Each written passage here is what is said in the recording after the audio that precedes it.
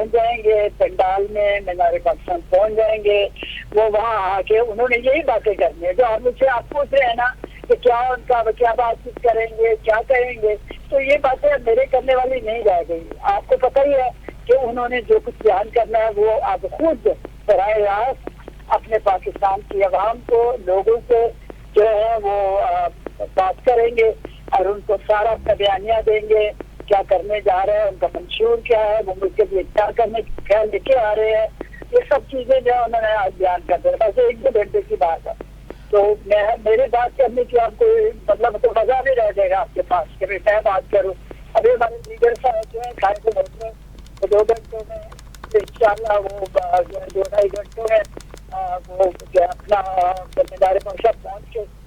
ساری باتیں آپ سے کریں گے، سب باتیں آپ سے شیئر کریں گے۔ 4 سالوں کا جو معاملات جو بعد گزار کے آئے ہیں اور کس طرح سے یہاں کے اب کیا لے کے آ رہے ہیں، تو سب کچھ جو ہے آج جو ہے وہ سامنے آ گئے۔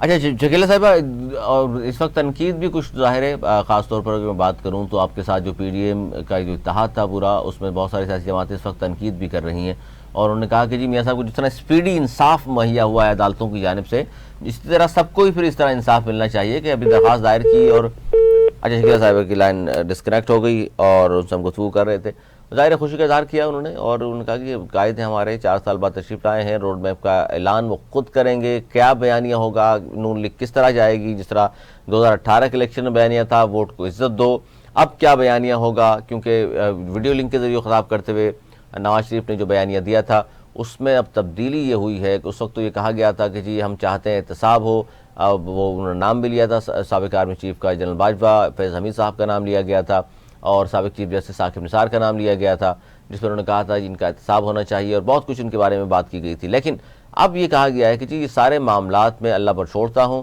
اور وہی بہتر فیصلہ کرنے والا ہے، جس کا مطلب ہے اور آگے چلنے کی انہوں نے بات کی، آگے بڑھنے کی بات کی ہے۔ اور یہ بھی بات کی گئی تھی کہ جو خاص طور پر